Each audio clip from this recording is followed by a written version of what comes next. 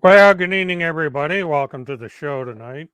Uh, I'm going to try something a little bit different as we get to the presentation. But right now, what I want to do is report on a hearing that happened yesterday at 8:30 in the morning in Fort Lauderdale. As some of you might remember, Field McConnell was alleged to have done a couple of programs on media, yeah, excuse me, um, social media. And the problem is he's not supposed to be on the air at all. And so they had a hearing in Fort Lauderdale. And the reason for the hearing was a letter that was sent to the probation office. And let me go up here, and this is the letter. Um,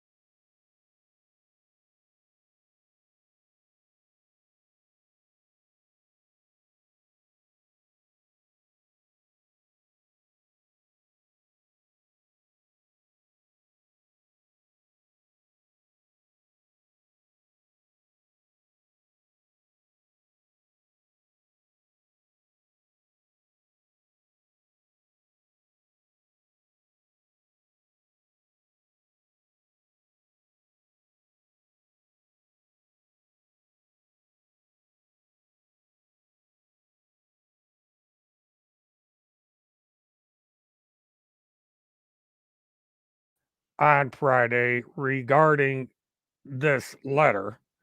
And uh, basically, what happened is the court decided that it is up to the state if they want to go ahead with any action against Field McConnell. And that is what is being considered at this point.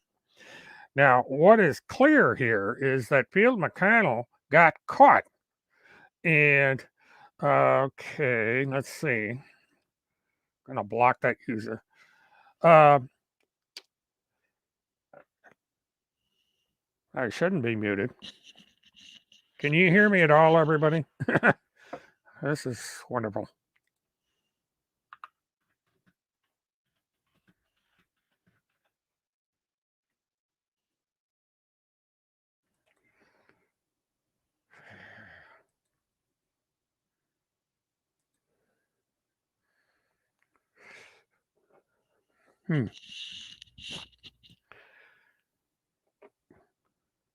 Okay, I don't know what caused that, but I see Lewis Berry is in here, and Lewis Berry, you are notified that you are not allowed in this chat. Your presence in this chat is construed as targeted harassment. You've been warned before, and you keep coming in here. And this is with all particular individuals. The high command has blocked me from their Twitter page, and I am blocked from virtually every other Twitter page, including the one that Lewis Berry is created. And so these people are prohibited from participating in the chat.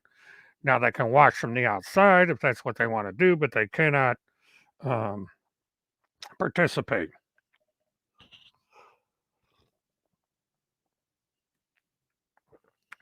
All right, how the heck did I do that?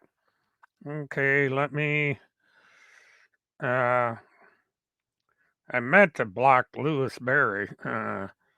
Boy, let's see how can I fix this? Because I see Lee still in here.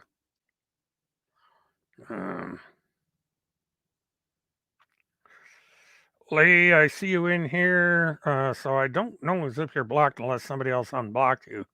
I wanted that Lewis Berry character blocked because they are not welcome in here. They are violating the rules. They are violating both YouTube rules and my rules. So I don't know. Thank you, Levi. When you get my age, shit happens. All right, now another thing in the news that happened was this situation with the shooter up in Michigan. And right now, I'm going to try an experiment. I've been working on this all day, and I think I've got this to where to work. So let me come up here, and I'm going to go up here, and I need to know if I'm going to have audio coming up on this. And here we go.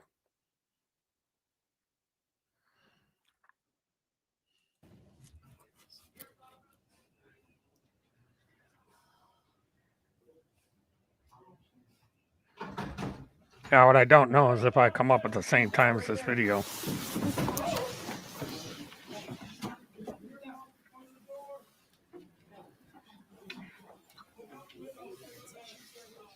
Yeah, we're here.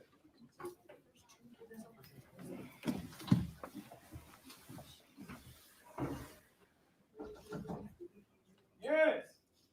Sheriff's office. Safe to come out. Yeah, he said it's safe to come out. Now, we're not willing to take that risk right now. I can't hear you. We're not taking that risk right now. Okay, well, come to the door. Look at my hand, bro. Yeah, bro. No. He said bro. He said bro. Red flags.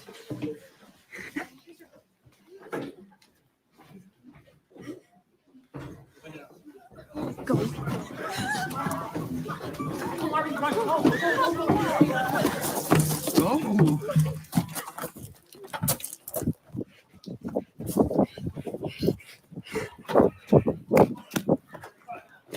Slow down, you're fine. I want you to drop backpacks. We're okay. We're okay. Drop your backpacks. Yes. Drop your backpacks.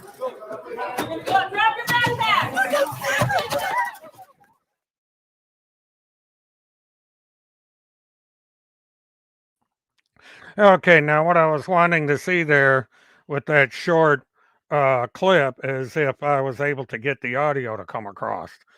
Um, and also that the um, parents were arraigned today and they were charged with 4 counts of involuntary manslaughter, which is going to result in 15 years each and a fine of several $1,000s if convicted on all charges.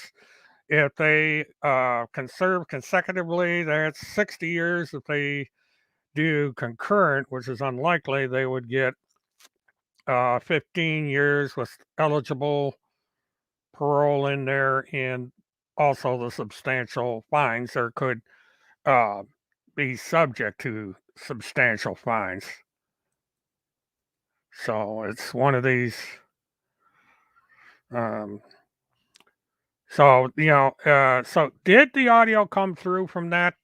Because that was my big thing. I wanted to see if the audio had come through.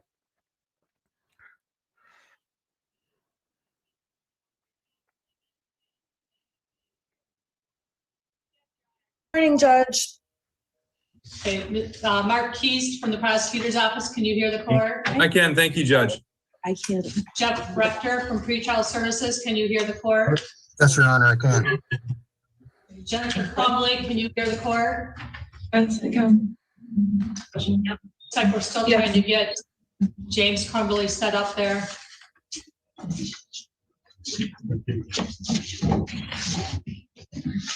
James Crumbley, can you hear and see the court? Yes. Okay, Karen McDonald, can you hear and see the court? Good morning, Judge. Okay, we're all set. I'm going to go ahead and call these cases separately. I'm going to starting with People versus Jennifer Crumbley, docket number. Finances in order, and the last text messages we had with them and phone calls. Your Honor, may I respond, please? Very, very quickly, please. Your Honor, I agree with Mrs. Smith on one thing. The court hasn't heard all the facts, and neither has the public, because I have an ethical duty not to release those facts because she is indeed correct. Her client and Mr. Crumbley.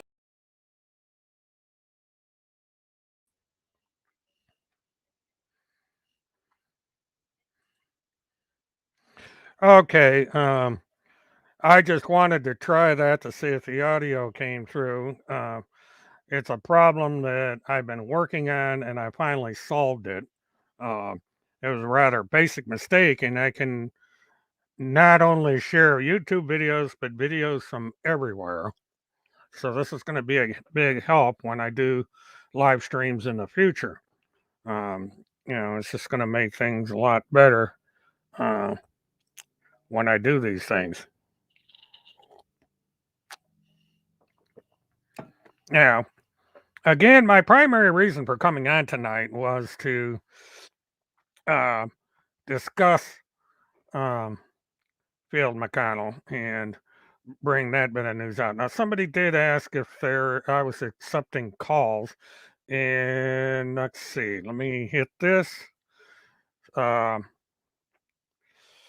If I will put this up here, we'll see what happens. The trolls are prohibited from being in here. They know who they are, so the minute they come in, I will get them out. And here is that is the link that you can use to come in, and I will see if I'm able to get that to work. I am only going to be on probably for an hour up until 10 o'clock because there's things that I have to do. But, I wanted to go over a couple things. One thing that did happen is I was checking into the case of Cynthia Absug and Neely Blanchard, and the trial for Cynthia Absug has been moved to the 24th of January. There's going to be 4 or 5 days of a jury trial. And as luck would have it, the Neely Blanchard trial is on the same day. And we have Glenda here. And let's see. Well, Glenda went away. I think she realized that she was going to be blocked the minute she came on, because I'm not going to have the same crap I had last week with Glenda. You know, I don't understand why these supporters of domestic terrorism have to come into this channel, but since they support domestic terrorism, I guess that's the reason they do what they do. And so they probably came in under false pretenses asking to come on, and she goofed up. So we'll see what happens.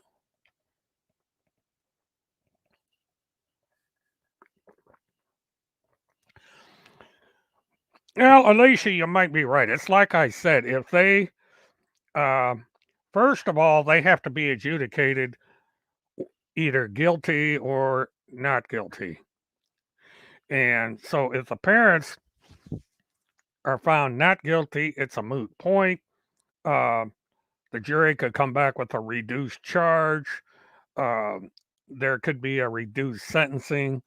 They could serve concurrent, which means they would be in that 15 years with possibility of parole, and so on and so on. It's unusual for parents to be charged, and this is going to be an interesting case to watch because this will set a precedent, that if a child is found to have come into possession in a firearm in the same manner that the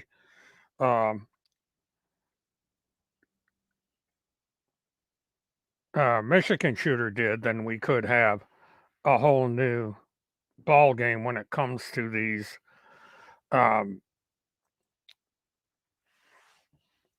incidents. Now, as to Field McConnell, there has not been a decision by the state as of yet as to what they are going to do. The judge basically left it up to the state to see if they want to pursue it. A logical thing that would happen is that he would be reprimanded. Now, the attorney for Field McConnell says he is going to talk to Field and he is going to remind him that these violations cannot happen. Field came up with an excuse that he did not know he was being recorded, which is false because he was completely aware that he was being recorded and that it would go on the air. And Glenda's back. Okay, Glenda, what have you got tonight? I tell you what, Mert, I don't want Alex and I don't want little Levi, that bitch on here. Well, goodbye. I want their boss, Tim Bacazio. Get her up here, Mert, right now. Yeah, you're not allowed in here. That's one of the reasons I had you come in is so I could block you. You're not welcome here. You need to go somewhere else and go cheerlead for your little group or whatever it is you want to do. This trolling, I am going to really start clamping down on these domestic terrorists that continue to call into my show. Now, Field McConnell, for the time being, there is no action against him. Again, it's up to the court to decide what they want, or the prosecution here in the state of Florida as to what they want to do with him.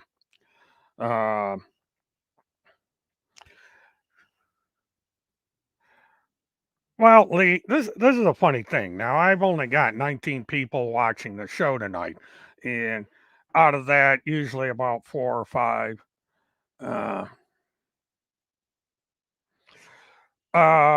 arrest Tim Homeseth. She did just that last week. The woman called in. Alex came on to confront her, and she vanished and never came back. She does not want to talk to Alex. She only wants to come in here and make a fool of herself on my show. And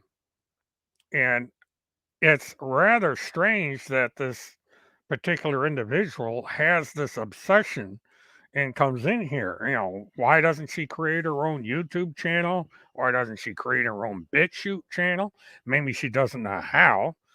She apparently knows enough about how to come in on my show in the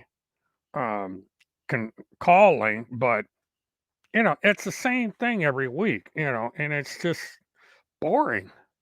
Uh, and it's just an attempt to sabotage the show and for her to have a burr ass on YouTube.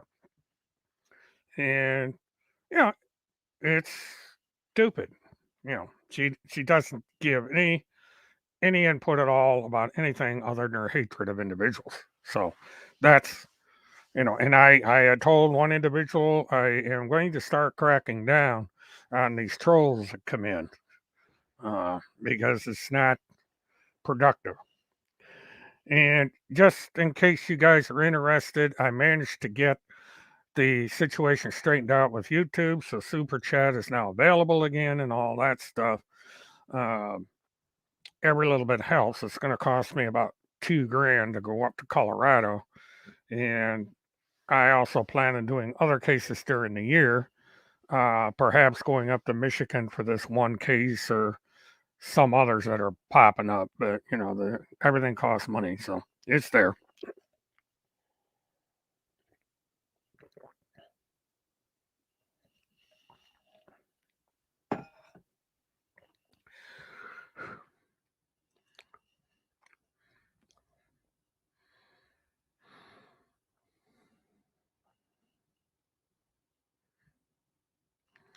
Well, you might be right, Judge. There's going to be Charlie. There's going to be a lot of arguing back and forth about this, and that's what needs to be watched to see what direction that this is going to, what direction this is going to go, and what's the outcome going to be on this.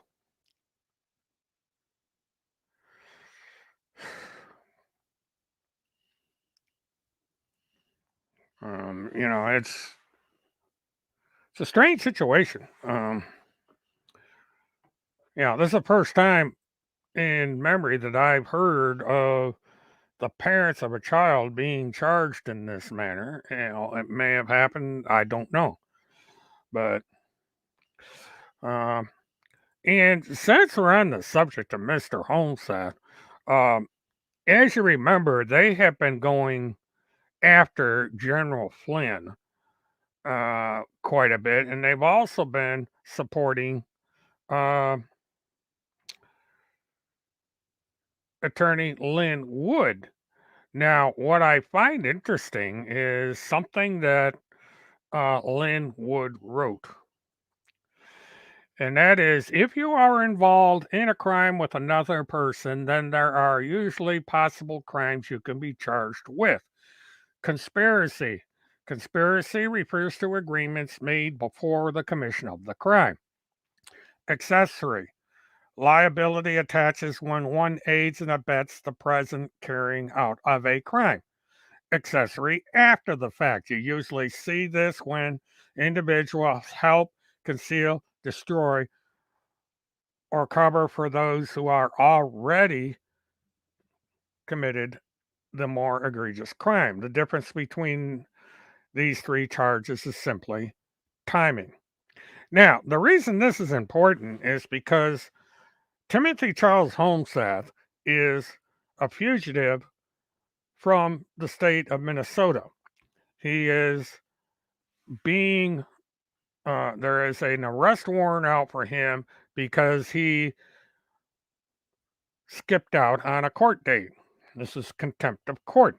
And it's alleged that Randy Lynn Erickson both helped him and is continuing to help him avoid prosecution for the charges against him and also helping him with the escape from court so that he was not appearing. And this is where these definitions by Lynn Wood come into play. And Wood is actually backing up a video I did way back when I said that anyone helping out Tim Holmseth avoiding the contempt of court charge and avoiding trial on the other charges against him is aiding and abetting a fugitive from law. And this is, where the statement by Lynn Wood comes in, because what he has here applies to that action. So maybe Randy should listen to Lynn Wood as well as Holmseth and turn themselves into the court and face whatever punishment may be eked out for their criminal actions. They probably should have thought about this before they put up this post by Lynn Wood. But Lynn Wood is an attorney and he knows the law and he basically spells it out.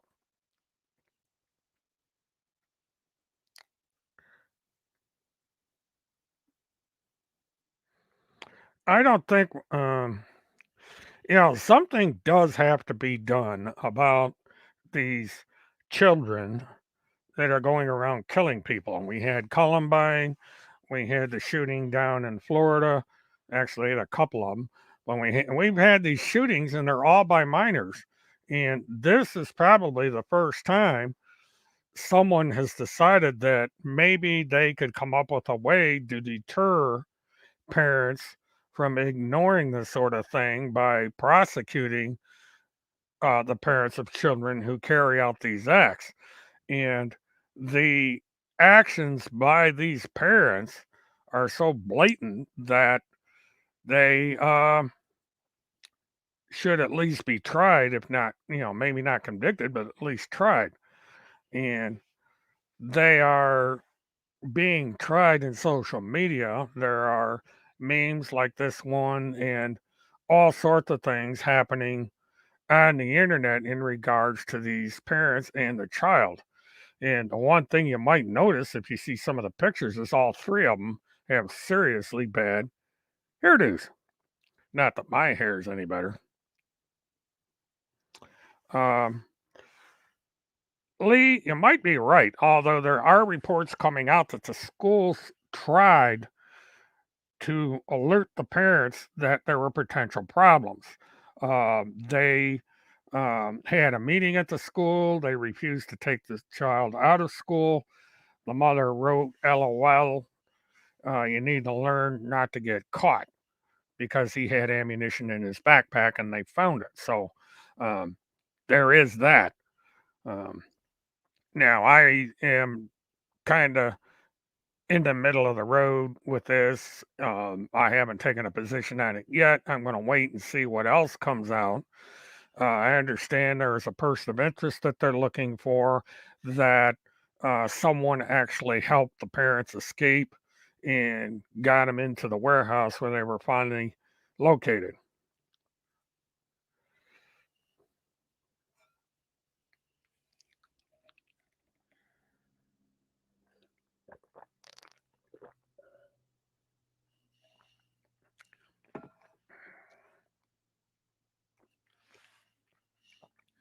Yeah, so we have a situation here of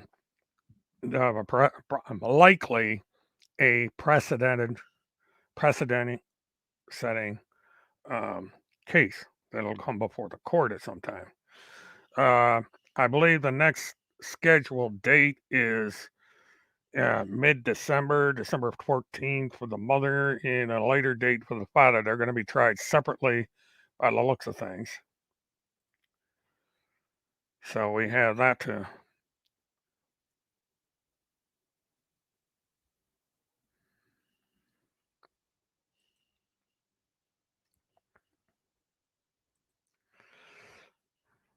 This is why I think that maybe there will be reduced charges, that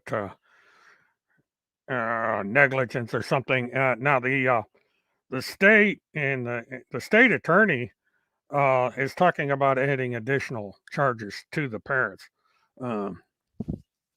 and to the shooter as well. So that's going to have to work its way out to see what's going to be coming there.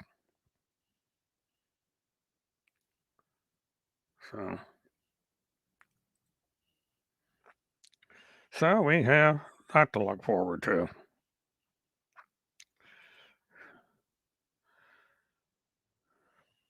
Now, in the future, I'm going to try and see if I can't do a better job with the show. Because usually after my initial presentation, everything kind of falls flat, and that's a little bit of what's happening tonight. But this was never meant to be a polished show anyway.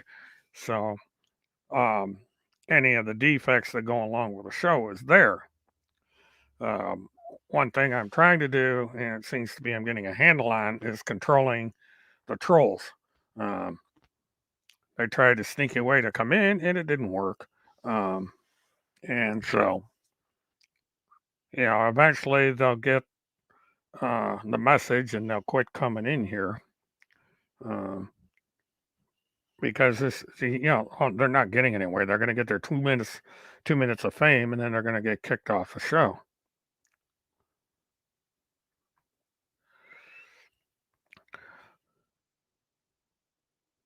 Well, I don't know what they should be charged with, except maybe some kind of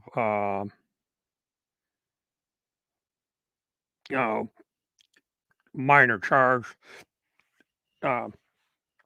maybe having to do with the fact that he purchased the firearm for him. He was not supposed to be in possession of the firearm, so there's that. But something that may have been along the lines of a misdemeanor may have been more appropriate. But that's that would be something for someone with a legal background to answer.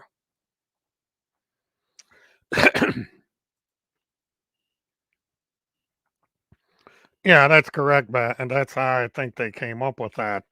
Um, they are saying that the parents were neglectful in handling the situation with their son, and that means that he went ahead and allegedly killed the students because of the negligence of the parents and not controlling his behavior.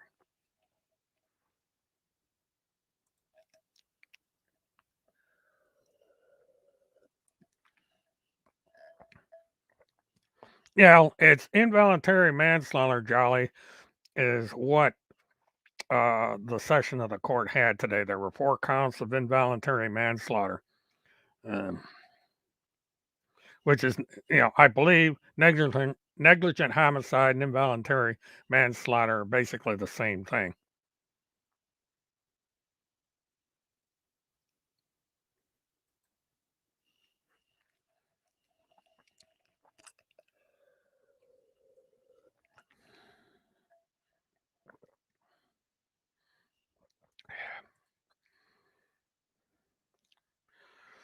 So that,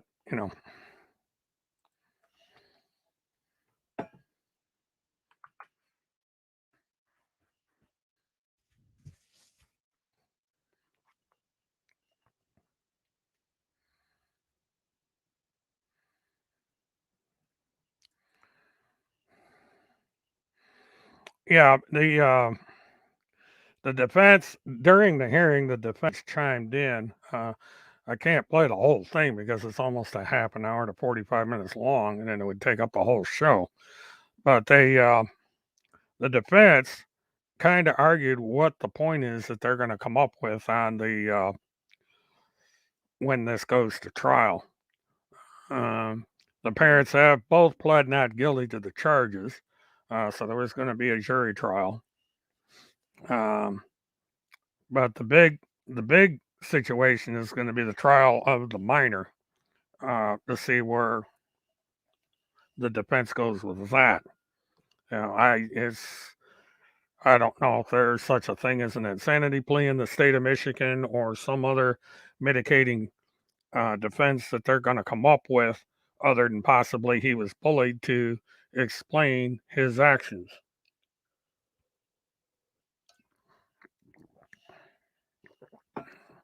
I hope that swallowing isn't coming through.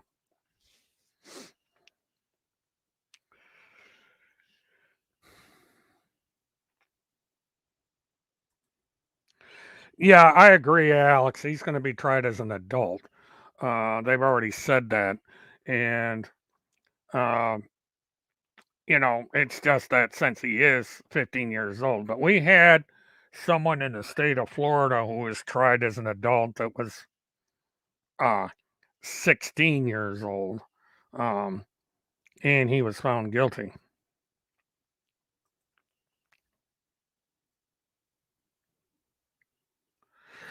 Well, Alicia, this is a question that goes back to the involuntary manslaughter because um, even if it was an accidental shooting, the child came into possession of the weapon through the neglect of the owner of the firearm, namely the father. And so someone would likely be charged with negligent homicide or uh, involuntary manslaughter under the Michigan statute. And this varies in other states as well. Um, we're getting a lot of these things where children are being killed because they get access to guns that should have been secured. Now, in states that have the secure laws having to do with trigger guards and locking your gun in a drawer and that sort of thing, it's an easy situation to see where uh, the owner of the firearm would be charged for anything the child did that resulted in injury or death of an individual. Uh, Michigan doesn't have these kind of laws. That was brought out by the prosecution that trigger guards are not required. The owner of a gun is not required to lock his gun in a drawer to keep it away from children and that sort of thing. Uh, well, that's what a chat is for, is to sit here and brainstorm the different possibilities that could happen here. Ultimately, it's in the hands of the jury. I mean, we all brainstormed about what was going to happen to Kyle Rittenhouse. And next to that, there was debate about what was going to happen to the three individuals in Georgia. And now that is all history. Rittenhouse was acquitted of all charges. The individuals in Georgia were found guilty on most of the charges, enough to have severe punishment handed down against the three men. So, there's no certainty when it comes to law. Um, you know, you're going to have to let the jury decide what they're going to do. Now, we have this Maxwell trial going on right now, and some pretty astonishing things came out in that. They even dragged the massage table into court and set that up. People took a sightseeing tour of the jet. I believe they've been to Epstein's house. Uh, so the jury is getting a taste of how the other side lives. They're getting a firsthand look at the famous massage table that's been in the news for years. And an individual that went by Jane also testified about what allegedly happened to her by Ms. Maxwell. So,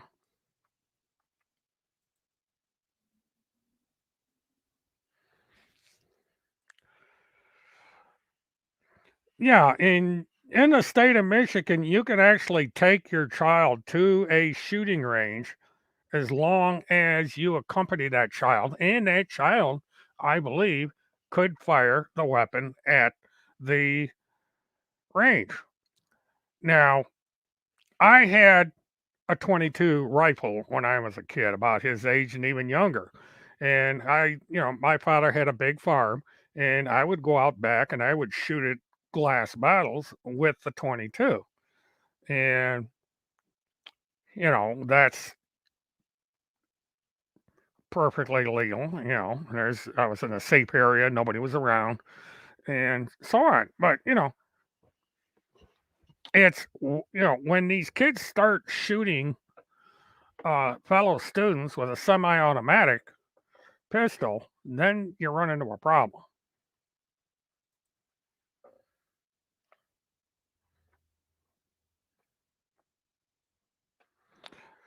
Well, Rebecca, I don't know what's happened. Number one, this new generation has become extremely violent. I mean, we're having incident after incident after incident of these kids shooting their fellow students and shooting each other. I don't know how many times that I'll turn on social media and my local station is reporting an incident involving a minor shooting another minor or shooting an adult. Um, there was one incident where a child was killed by her brother's ghost gun. There's all kinds of crazy accidents happening now with these guns. And, one thing that's happening is that, like you just mentioned, uh, there's no child safety lessons when it comes to guns. These kids are getting a hold of these guns. They don't comprehend how dangerous they are, and these incidents happen. This thing in Michigan was a deliberate act, but there's plenty of accidents that happen on a daily basis where people are accidentally shot because they are careless with guns.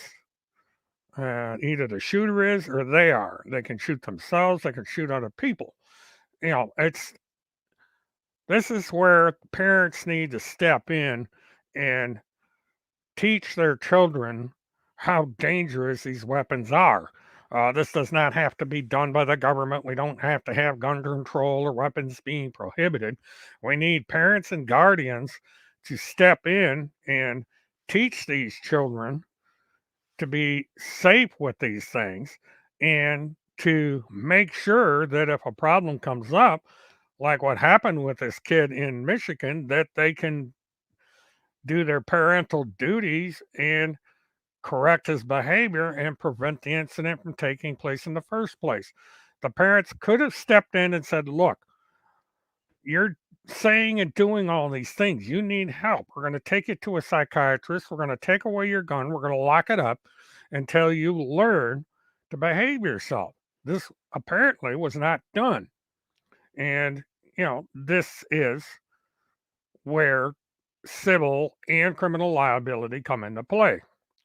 Now, there's criminal liability here that's being charged by the state of Michigan, but there's also civil liability. There could be a wrongful death lawsuit come out of this against any number of people, either the school, the parents, the guy that sold the gun to the father at the gun shop. Uh, the parents themselves, if I haven't mentioned it, are at the top of the list for criminal liability and civil liability on all this. And this is going to destroy everybody's lives for a long time.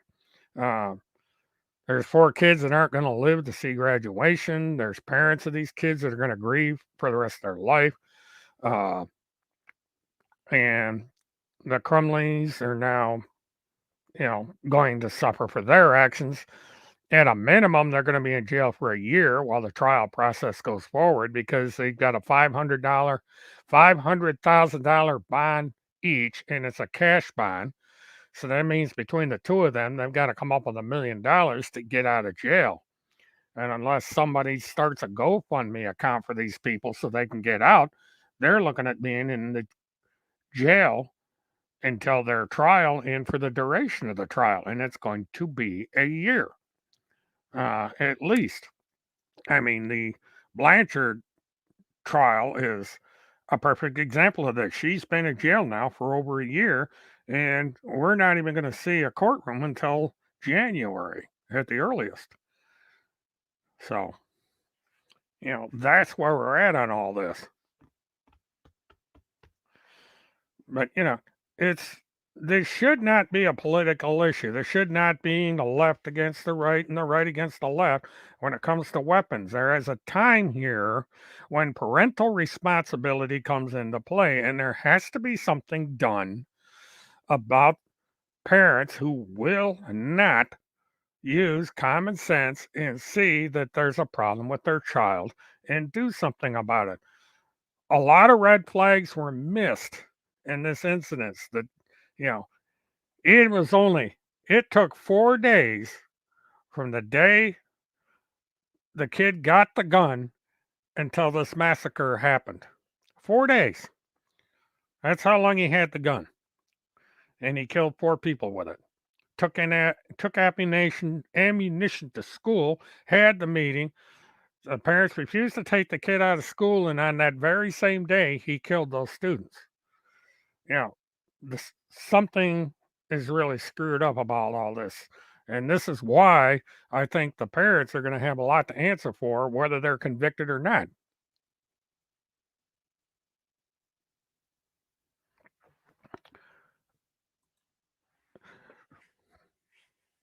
Well, I don't know about the gaming part of this, Lee. I don't know as if we should be blaming gaming for any of this.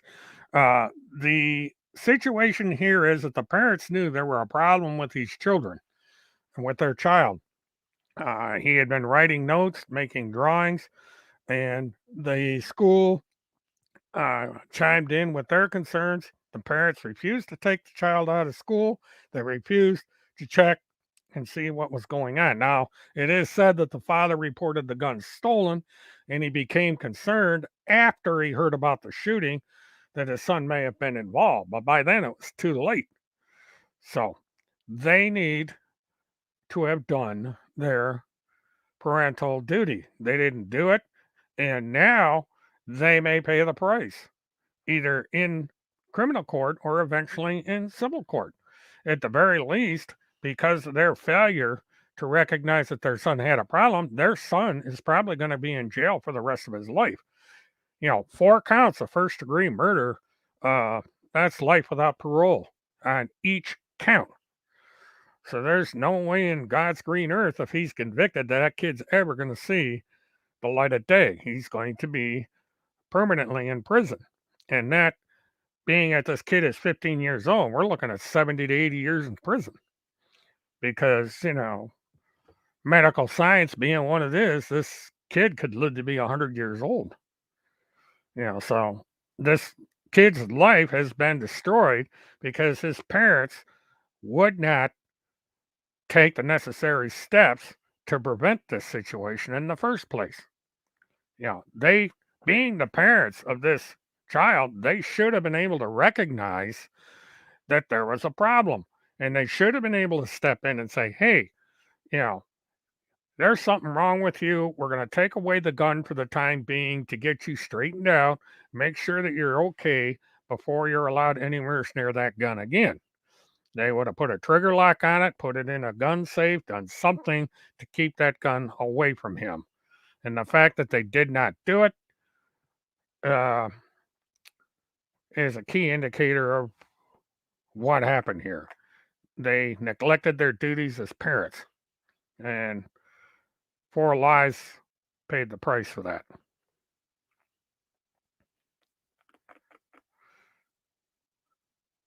What's going to happen here is this is going to fly off the rail. You're going to have the gun control advocates going berserk over this. You're going to have the right going berserk saying you're not going to take our guns away, and there may not be any solution offered because we'll just have the same stalemate we had before, because nobody wants to take the necessary steps, and it boils down to the parents. I don't care. You could ban all kinds of guns. You could come up with all kinds of gun control, but until the parents and guardians sit down and explain to the minor why you can't use the gun as a toy and why you've got to be extremely careful, these sort of things are going to happen. This business on the Rust movie set should have been a wake-up call that even adults make serious mistakes when it comes to the handling of firearms. There should have been no reason at all for live ammunition to be on the set. There should have been no reason there to be even a firearm in the set capable of firing anything, even a blank. You can use CGI and all kinds of special effects to simulate the shooting of a gun. It's done every day. Why they felt it was necessary to have a firearm on the set with even blanks in it is something that I don't understand. When you go to a movie, you realize this is a piece of fiction. The guns are not real. So when somebody shoots a gun and it happens to be a fake gun and they put in CGI with the flames, we all know, well, that's movie magic. But at least people aren't getting hurt or aren't being placed in danger by having ammunition on the set. And, now he offered an explanation. He says, well, I cocked the hammer back and let go of the hammer and the gun went off. And a gun expert got on CNN today and showed why that could not happen. That when you put the hammer back on that kind of a pistol, that it locks in place and it will not unlock unless you pull the trigger. So whether he realized it or not, he pulled the trigger and killed the people. It was an accident, but it was also negligence. And now it's going to have to go through the civil court where somebody's going to get sued for what happened to these people. And there may even be criminal charges come out of that particular case. And there's going to be changes made in the industry to where now there's going to be even stricter rules on the use of firearms on a movie set or on any kind of set. Accidents on movie and television sets are extremely rare. It's very unusual for this kind of accident to happen, but it did. And because it happened, that has to be dealt with. It has to be prevention here to make sure this does not happen again. And this is probably going to mean that guns from now on are going to have to be entirely fake. There can't be blanks or anything in there. The guns can't be capable of shooting anything in order to prevent something like this from happening again. And the special effects people are just going to have to computer generate the shooting actions. I don't know how many movies and TV shows I've watched where they've used firearms, and it's obvious that the guns are fake, but they're able to make a scene where people get shot and everything, and it's not a real gun, and and the dramatic effect takes place. So, it's an easy thing to do, and I think we're going to see this in the future. Now, okay, it's coming up on the top of the hour, so I'm probably going to call it tonight. But like I said earlier, the Cynthia Absug case is going to be at the end of January, and unfortunately, so is the Nellie Blanchard case. Now, there is a possibility that one or both of these cases could be, excuse me, moved, as trials usually are. The Blanchard case had been delayed for a month, and this is partly what caused this problem. The Absub case was supposed to be in the first 2 weeks of January, and it got moved to the end of the month. And so this put me in a situation of having to choose between which case I was going to cover live on the air. And because I am going to, or I've already been committed financially to covering the ABSA case, I am going forward with that. I got non-refundable airplane tickets that I can shuttle around the schedule changes, but I simply can't get rid of the tickets. So I might as well use them for something. So I'm going to use them for the ABSUG case. And so I will be going there sometime the 23rd, I believe, or what have you, of January. I will fly up to Colorado and freeze my ass off while I'm covering this case because it's going to be really, really cold up there. They picked the worst time of the year to have a trial in Colorado. I'd much rather be in Ocala, Florida, where it's a little bit better at that time of the year, but it is what it is. So I will be doing that. Now, I would appreciate it if anybody that hasn't done so far, like, subscribe, and share my streams so that you can keep up to date on future events. I thank all of you that did come for being here. I think I'm finally starting to get some of the bugs out of the system here so that in the future I'm going to be able to do things a little different. The test broadcast tonight with the shared video indicated to me that I finally got a handle on how to share media in here of all kinds. And so as time goes forward, there'll be little bits and pieces added to the show. You're welcome, Fish Kebab. Thanks for coming in. Thanks, Rebecca, for coming in. Thank you, Lee, for coming in. Sorry that you got blocked again. You seem to be the victim of friendly fire. Fern, thank you for coming in. Levi and Alex, both thank you for coming in and contributing to the show. I really appreciate it. And so, everybody enjoy the rest of your weekend. Merry Christmas, Happy Holidays, Happy New Year, and all that. And as this last month plays out on 2021, we will see what happens next. And so until then, this is William K. Murtaugh, Mert Witness 1. Have a good one.